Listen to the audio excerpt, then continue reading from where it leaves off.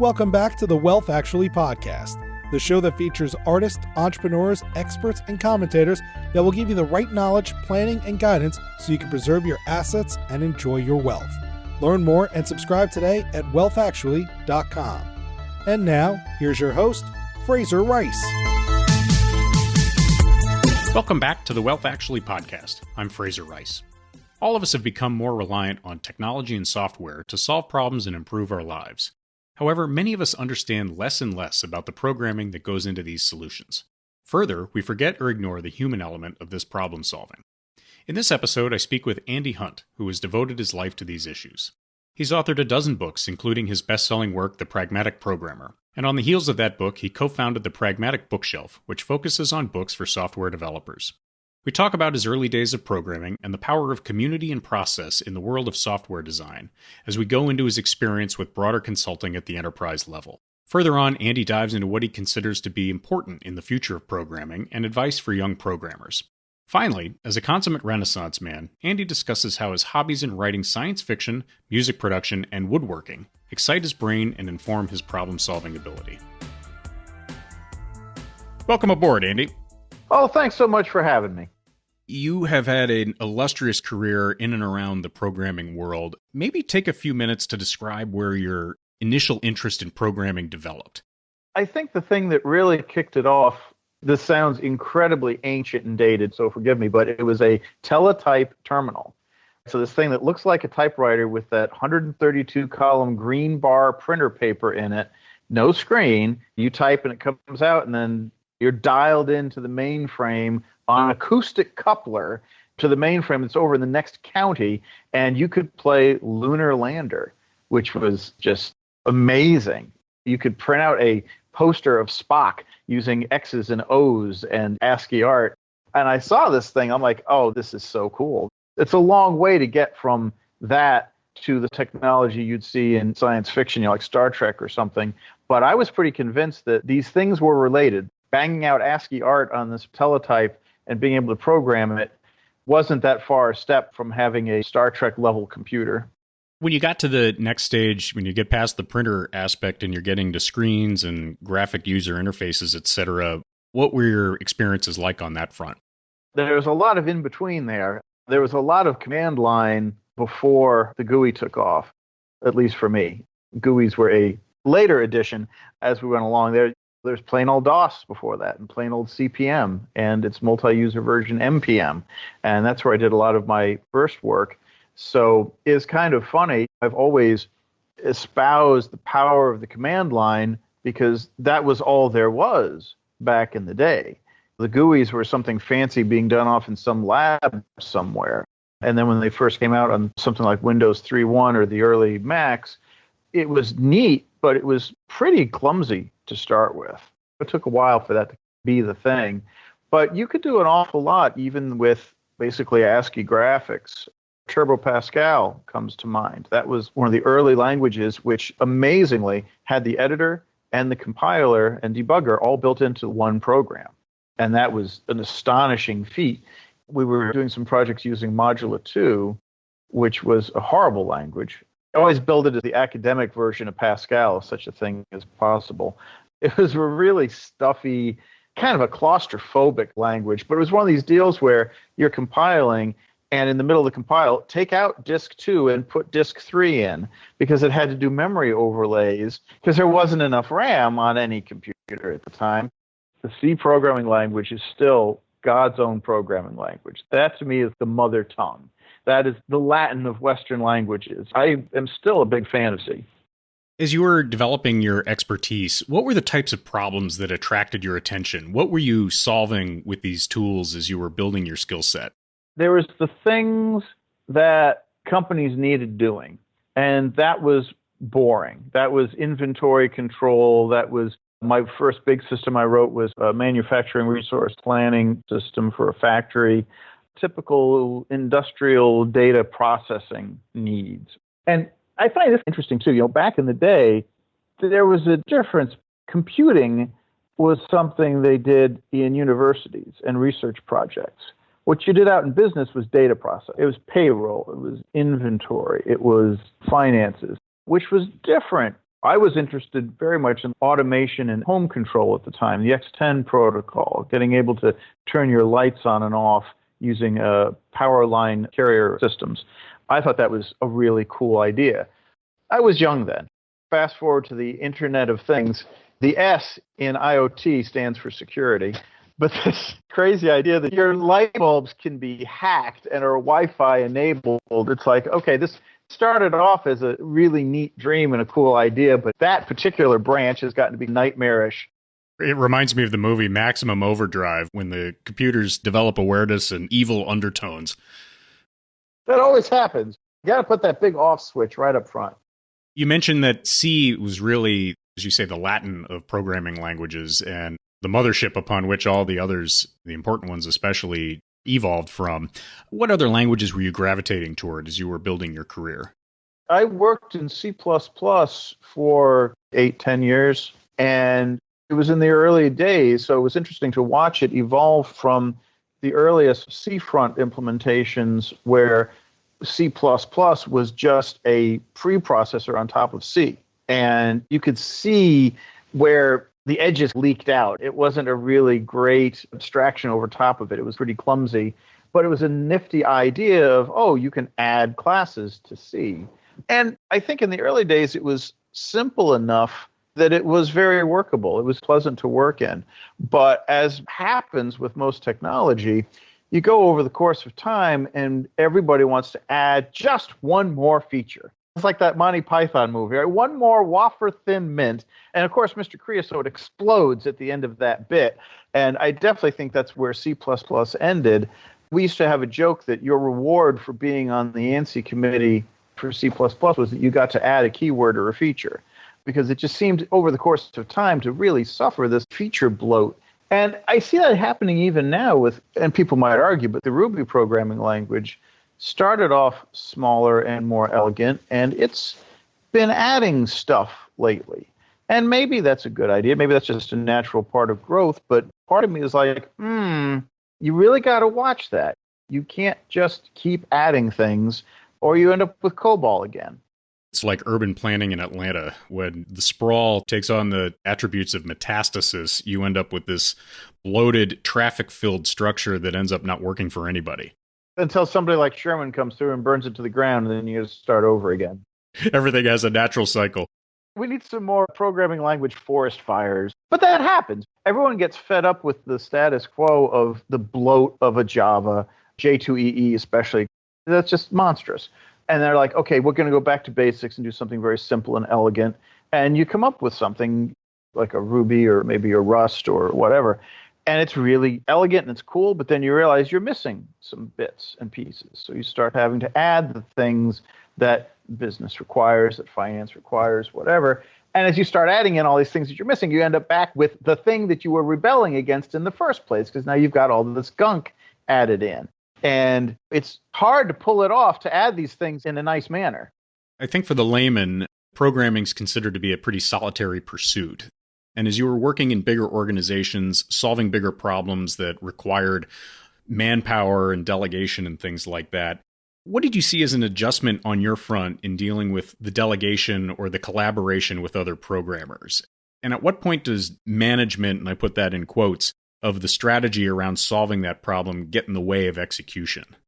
It's a huge adjustment. And part of that is really a slam on our educational system, whether it's traditional university or college or even these boot camps. We're taught programming as a solo DIY thing. And that's great for a little bit, but we're never really taught to work in teams or to problem solve as teams, which once you get into the real world, that's what you're doing. You're problem solving collectively, and you have to work collectively. I've always said the two biggest skills a programmer needs are learning and communication, because we're learning constantly. Not even just the new tech, but we're learning about the domain. We're learning the emergent characteristics of the system as we're building it. We're learning how our team works or doesn't. We're learning how the politics of the organization work or don't. We're learning all the time, and we're communicating between all these entities. At a first level, we have to communicate our intent to the computer. and it back to us. Then we have to communicate with the team, with the end user, with the sponsors of the project, whatever it might be. And we're rarely taught any of that. At best, we're taught some theories of computing, like finite state automata and theorems and this sort of thing, and particular programming languages, particular environments. Maybe you're taught a little bit of technical documentation or testing, but not much. And then you're thrown into the real world where everything that you've been taught is 20% of what you're doing, 10% of what you're doing. So that's a huge problem. Then you get into a larger corporation. Communication is now the most difficult thing to get right. Because on the one hand, you've got hard realities of day-to-day coding. NPM is a nightmare. It's a disaster. And you have to work with that and all of its dependency management. And oops, somebody pulled that thing out of the repo and now none of this code works. And this version doesn't work with that version. And just day-to-day annoyances and technical things. And that world is a couple universes over from the forces and tensions of high-level strategy and the business world and what business owners and sponsors have to accommodate and deal with. We speak completely different languages in these two worlds. And so often we don't communicate well or at all. The first myth of communication is that it happened. And it's an interesting parallel because in wealth discussions and dealing with families who are communicating around money and so on, I tell them that problem isn't the money management or the tax advice or the regular old blocking and tackling. It's the communication amongst and between heirs. And then if you get that wrong, that multiplies any sorts of mistakes or missteps along the way. And it sounds like that's a just parallel to what happens in the programming world. It is. And it's a really huge problem because one of the first places where communication breaks down is the fact that most lay people have no understanding of how software design works. And I use that word carefully because outsiders tend to think of it maybe as coding or programming or software construction, which is completely the wrong words, the wrong metaphor, the wrong connotation. Building software is not building software, it's designing software. It's a design activity.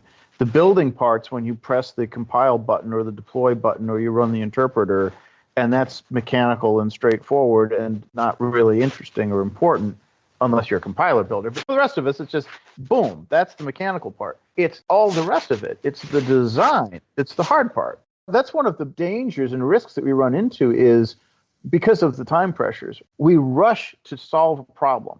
Something has come up, bang, quick, here's the first thing off the top of my head, here's a solution. That's the wrong way to go about it.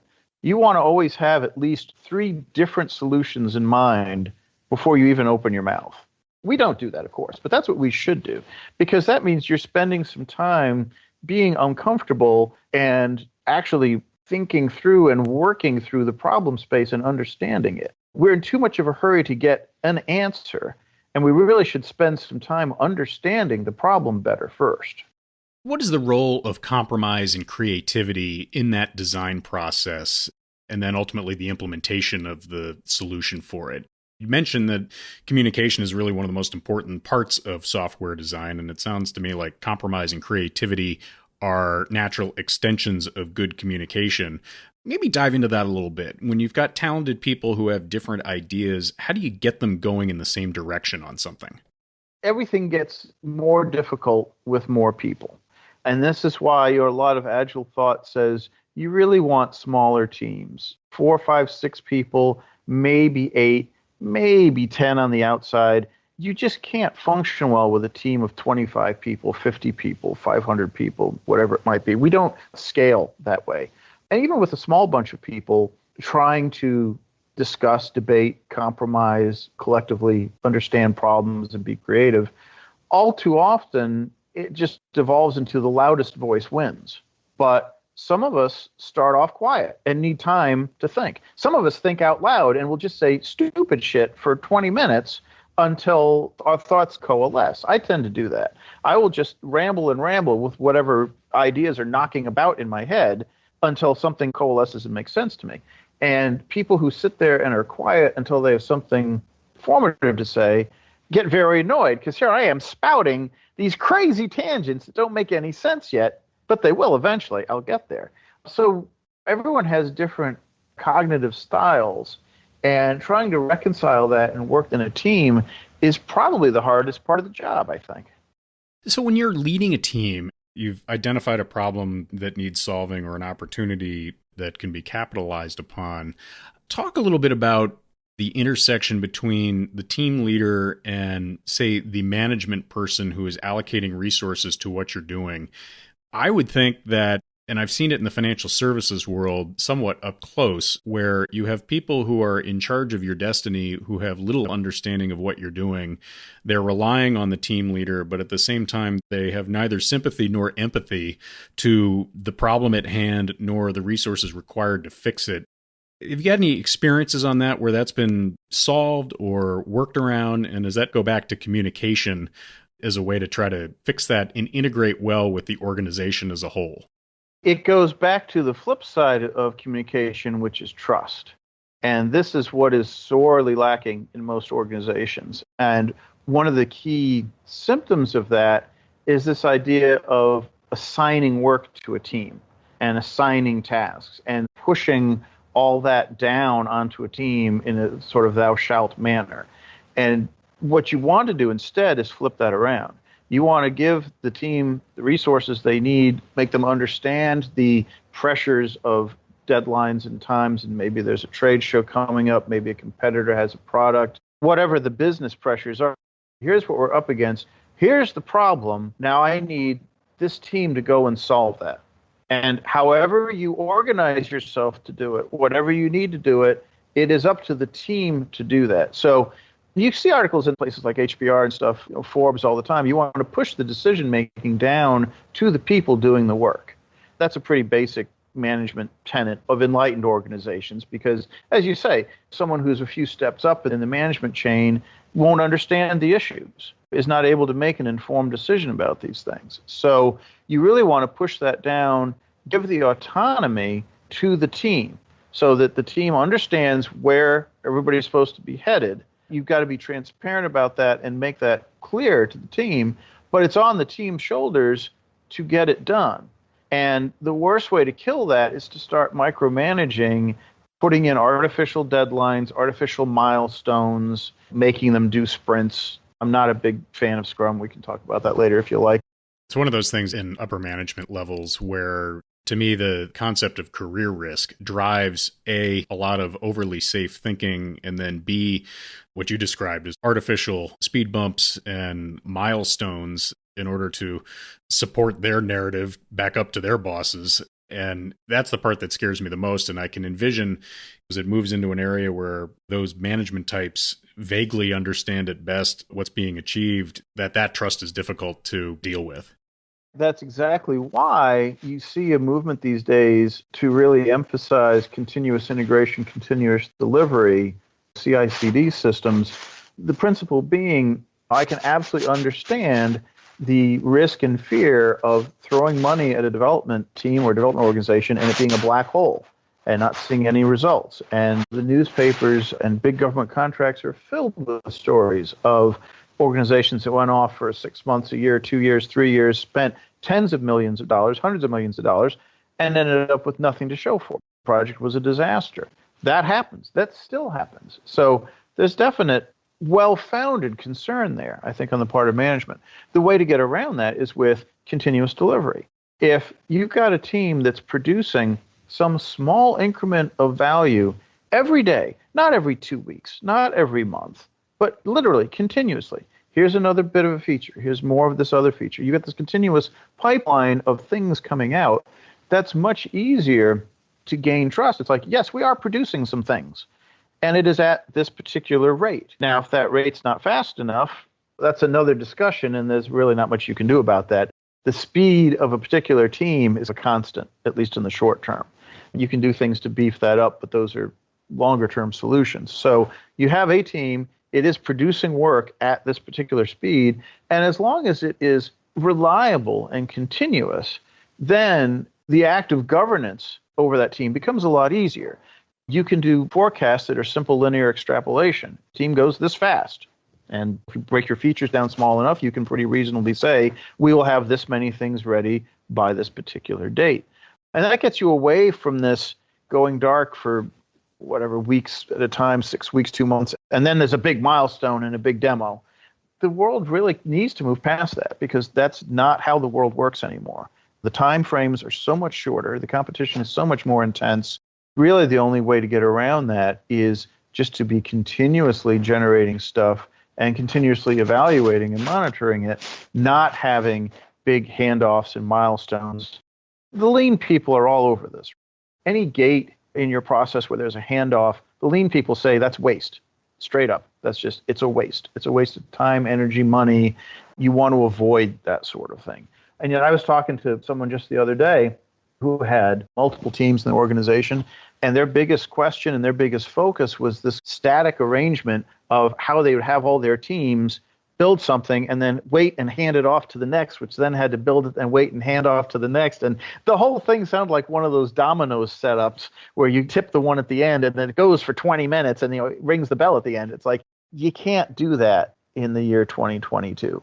You can try, and the corporate graveyard is littered with folks who have stubbornly stuck to those sorts of ideas, and it just doesn't work anymore. You've taken a lot of this wisdom and your technical background, and you and Dave Thomas went and wrote Pragmatic Programmer. How did you meet Dave? Through a mutual friend, basically, a kid I'd gone to college with, who Dave had later worked with over in Europe. And our mutual friend was working at a large company doing banking services, actually. And he had this hardware, software, turnkey solution they'd bought that was putting $1 billion through it every so often, a small system. And it was reaching end of life. And they wanted to replace it entirely with a system that they owned internally, so they wouldn't have to be held captive to whatever vendor it was. So it's one of those nightmare kind of scenarios. There was a hard deadline when the equipment was being pulled out of service. There was not really a lot of documentation. There were some protocols, but the people who worked with it knew that, well, yes, it says in the documentation that it does this, but what really happens is these other things. But that turned out to be what saved us on that project. We had really exclusive ear of the person that knew all the ins and outs of the system. And we could literally sit there co-located and as we're typing, have a question, say, hey, what happens in this scenario? And they would answer and say, oh, you need to do this, that, and the other thing. So we had that very tight feedback loop and were able to pull the project off. So Dave and I realized working together that we had very similar viewpoints as to how software should be written and how a project should be conducted. And as we were consulting and going out and working in the world, we realized that almost every one of the clients we saw was doing it wrong. And by wrong, I mean they were doing stuff that was not generating value, that was hurting the developers, it was hurting the user experience. Leadership and the sponsors weren't happy with it either. So when I say, I don't mean right or wrong from any kind of purist standpoint. I mean it wasn't working for them. They were doing stupid things. So we figured, okay, just to save us time going into a new client, we'll write this little white paper of, hey, maybe you should think about development this way. Maybe you should do these things and don't do these other things and think about it this way. And we had our little sort of favorite pet stories and anecdotes and jokes and things that we used. And we thought we could just write that down, make that part of this white paper. Of course, like most software projects, it grew in scope. So instead of a little white paper, it became the Pragmatic Programmer book. You talked a little bit about the writing process there. You go from writing the Pragmatic Programmer and being an author to becoming a publisher of other people's work. Talk about that process and how you, A, saw the need, and then B, decided to form a company around it. People have described that as the leap from programmer to author to publisher. And it wasn't really a leap at any point. It was a slow, gentle slide before you even realize it. So I had gotten good, Dave had gotten good as programmers, and we wanted to share what we had learned. Initially, for very selfish reasons. We wanted to save ourselves time going into a new client and help bring them up to speed with some of the basics so we didn't have to repeat ourselves every time we went in. And that's how we started getting into writing. It wasn't just the book. I mean, we did a lot of blog posts at the time and conference talks and these sorts of things, trying to get our opinions, which were generally fairly contrarian to the mainstream thought at the time. It's like, well, no, everyone's doing that, but that's arguably wrong. Try thinking about it this way. Do this instead. And so we got good at that. And in the publishing part, it was funny. So we're writing the book, and we knew nothing about writing books when we started. We knew nothing. And we figured that the publisher would take care of a lot of things. And they did. But there was an awful lot that the publisher did not take care of. And we had heard from friends nightmare stories that most publishers wanted you to write the manuscript in something like Word, and then they would typeset it, and they would add the code samples. They would retype your code samples into the book and this and that. And people complained that it introduced typos and the code wouldn't run, and then you'd get people unhappy. So we figured we would typeset the book ourselves. And that way we would have control over all the code inclusion. And we set up a simple preprocessor just to include the code live from disk. So we could have it out there running like a real program with tests, and then it would just include that into the manuscript. Because, I mean, that's what you do as a programmer. You wouldn't do this manually. You really particularized your company around the needs of your readership above and beyond just publishing books. It's more than that. It's an education / immersive experience. We really started off with the premise that we wanted to publish books that would be things that we wanted to read. Even before we got to that point, I mentioned we were doing blog posts and conference talks. We had the same approach setting up conference talks. Everyone has sat through conference talks where the poor speaker is up there mumbling into their notes, reading slide after slide, and you kind of want to gnaw your leg off just to get out of the hall. And both of us determined early on we did not want to be that kind of speaker. So we made a very deliberate attempt in both of our individual and collective presentations to be present and put in some humor and relate the things where we tried this and it totally went wrong. It blew up in our face, and here's why, and here's how you can avoid that. Being honest with folks of our successes and our failures. People don't realize this, but one reason I can say all these things about what works and what doesn't, a lot of the bad habits and mistakes and things that go wrong, I've done them. I've been there. I've done the stupid stuff. I know it blows up. This is not theoretical. I've had things blow up in my face all the time. So we come from that. We know what it's like being in the trenches. I think that has just carried through. Having that community and the credibility within the community ultimately is how you generate that next generation of authors that are going to help take things forward. Absolutely. And we've been really fortunate to be in a position where a lot of prospective authors come to us. We do some going out looking for other people, but a lot of folks simply come to us when they have an idea, when they have a burning passion about their topic. So they have an idea, but they're just bursting with excitement over it. And that level of enthusiasm is contagious. And you can really tell when somebody is honestly enthusiastic and appreciative of the tech that they're writing about and really thinks that you should try it because this is going to help you out and this is cool, versus an author who's just phoning it in. The energy and the excitement that you have, the technical prowess, the business development, the broad lens through which you see a lot of the problems, the product design and the programming, et cetera, that's helped to generate the Agile Manifesto. Can you talk a little bit about what that was, what that is, and what you're trying to achieve in these broader concepts that you're espousing? The Agile Manifesto is a whole story unto itself, of course. The short version is this was a really remarkable convergence of a bunch of like-minded people that were on the forefront of the prevailing thought at the time. And the 17 of us that got together was a vaguely random assortment. There were other very smart people who were invited who couldn't make it just because of scheduling errors. There were some very bright people who didn't get invited because we didn't know them. Nobody in the circle happened to know them at the time. So it was a little bit random, but everyone who was there was at the top of their game at the time. We were all in this notion, this kind of backlash of the mainstream way of doing things at the time because it wasn't working. It was a very process-heavy, period in time where you had to have all kinds of written documentation outlining what your function would do and how it would do it in pseudocode before you could actually go and write it. And there were milestones and handoffs and signatures and just very, very process-heavy environment. I personally was involved in a couple projects where classic analysis paralysis, they'd fire up rational rows or whatever at the time and do all these diagrams, papering conference rooms, filled the walls with diagrams. 2 years go by, not a line of code gets written. $25 million down the tubes. I had this happen to me personally. Everybody else had this happen to them personally. We all experienced these massive failures from both programmers and management and sponsors not understanding the fundamentals of how software gets created.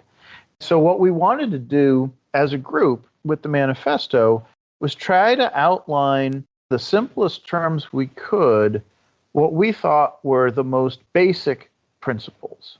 If you put your focus on individuals and their interactions rather than processes and tools, if you put your focus on software that actually worked, that ran, rather than anything that you would write about it, if you focused talking to the end user, working alongside the customer, instead of going through a legal team and contract negotiation and whatnot, if you valued responding to a change, adapting in real time, instead of stubbornly sticking to, well, this was the plan, by God, we're executing on it. In hindsight, what's kind of funny is I think we should have harped on the importance of feedback more than we did. Because anything you do, whether it's a meeting, whether it's code, any activity, should all be about designing how do we get the feedback.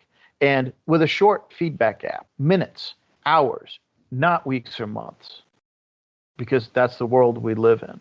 But it's funny, we talk about the manifesto, and people still get hung up on the very first principle. It's almost not even worth talking about the second through fourth principle or all the stuff on the next couple of pages, which honestly I haven't even read in years. The very first thing, individuals and interactions over processes and tools, we still can't get that right. We are still hung up on that very first principle. There was a thing the other day, one of the large consulting groups, which I won't make McKinsey name, they had this diagram. It was all static hierarchies and charts, and very hung up on the static relationships that this is where you want to put people and tell them what to do. And it's like, no, that is exactly not what you want to do. Any of these organizations that come out with a process model that looks like a map of the London Underground, no, that is, quote, wrong. That's the wrong way to do it. The very first principle says individuals and their interactions. It's a dynamic system, not static, over processes and tools.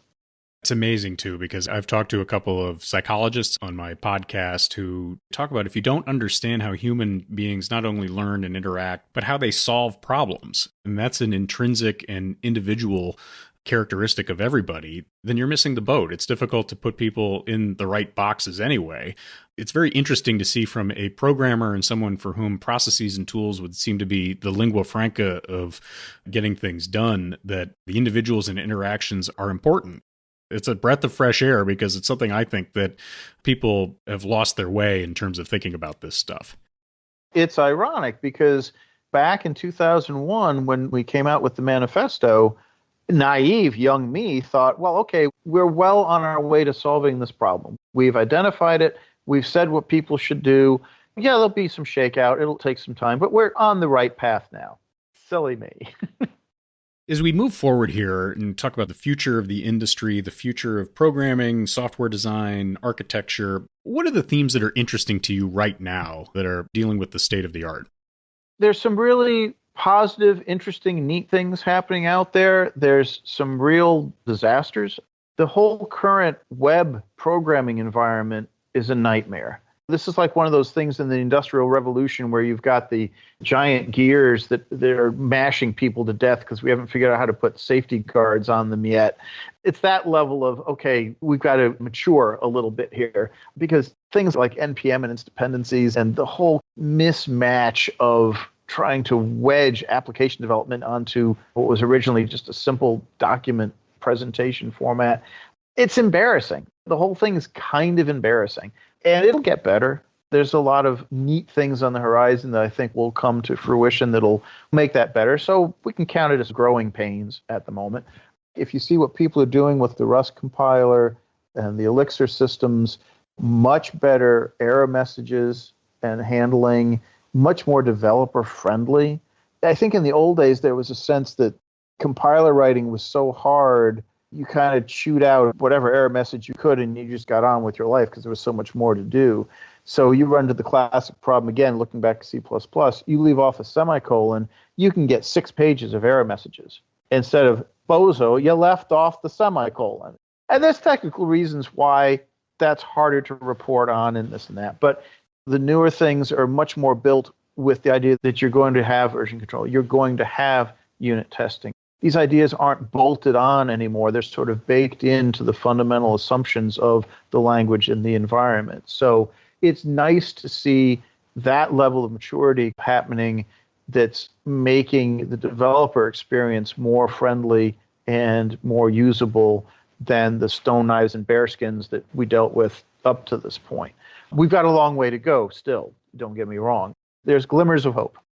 What would your advice be to younger programmers?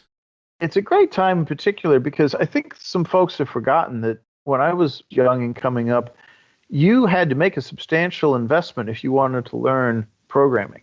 I remember there was a popular C compiler at the time was $495. You had to buy the compiler. You had to buy the tools that you wanted. And for the most part today, if a language isn't open source, nobody wants to deal with it. If a framework's not open source, they better have a really good reason for it. Even then, people will shy away because there's just so much risk there in vendor lock-in. So the upside of that is, do you want to learn Elixir? Download it and go. You want to learn Rust? Download it and go. It's all right there. And all the libraries and frameworks and bazillions of tutorials and educational resources, it's all there. All it needs is time. So then it becomes a matter of taste. It's like, okay, what's a good first programming language? I still recommend Ruby. I think that's one of the better first programming languages as opposed to, say, Python. I think Python is better as a general purpose. Let me play with a bunch of libraries and prototype and do a bunch of things. But it's got enough weird corners and irregularities. From an educational standpoint, I think Ruby's a better choice to teach clean design principles and present the least number of surprises and gotchas to the student. Even before you get to that point, if you're talking younger children, middle school and earlier, you probably want a graphical environment, something like Squeak, where you can get a GUI that looks like building blocks. So you can't really make a syntax error because the for loop only glues together this way visually. And something like that to get over the major concepts first, and then move to a more traditional text-based language. I've known some kids that were my kids' age that started off that way, and they're working at SpaceX and Amazon and Google now. So that's a perfectly good way to start. As we wind down here, you do things more than just programming and publishing and architecture, etc. Real Renaissance man in terms of your music and fiction writing and woodworking. Maybe talk a little bit about that. I think it's always interesting to see what people are interested in doing away from their day jobs. And did you take any lessons from these other pursuits that have applied to the programming world? I think I get bored really easily with things. So I like to try a lot of different things. But mostly, I like building. I like creating things that weren't there before. Each one of my hobbies addresses that from a different angle. So woodworking, that's an obvious one. That's a very tangible thing, whereas all these bits and bytes are just, and even music, it's all very ephemeral. There's really nothing to get your hand around.